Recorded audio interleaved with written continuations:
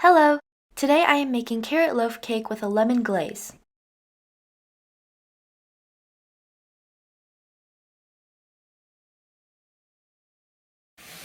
In a bowl, add 1 cup of light brown sugar and 2 large eggs.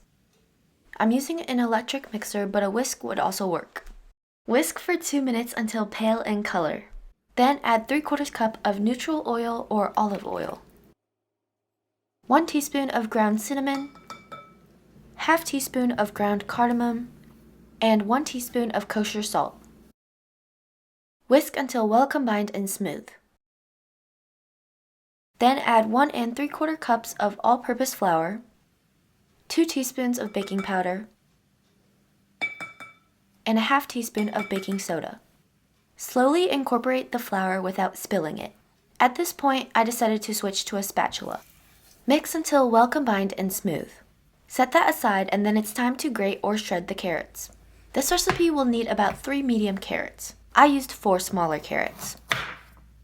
If you are shredding the carrots in a blender like me, I recommend cutting it up first.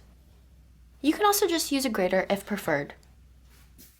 Make sure to save about 1 tablespoon of the shredded carrots later for the glaze. Add the shredded carrots to the batter and then fold it in with a spatula. The batter should be very thick.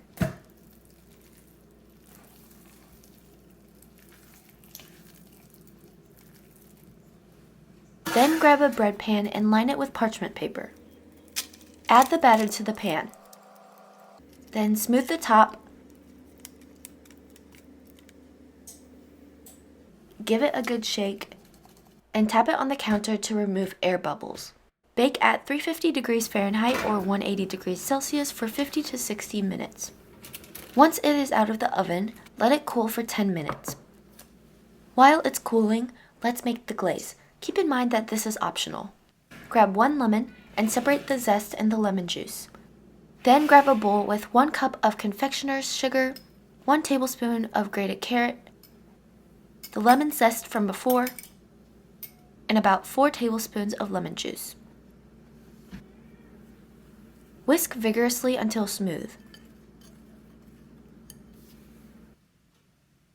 Pour the glaze over the cooled cake and let it set for a few minutes before slicing. The lemon glaze brings sweetness to the cake, but if you prefer the cake by itself, that's completely fine as well. Make sure to store the cake well wrapped at room temperature. I hope you enjoy!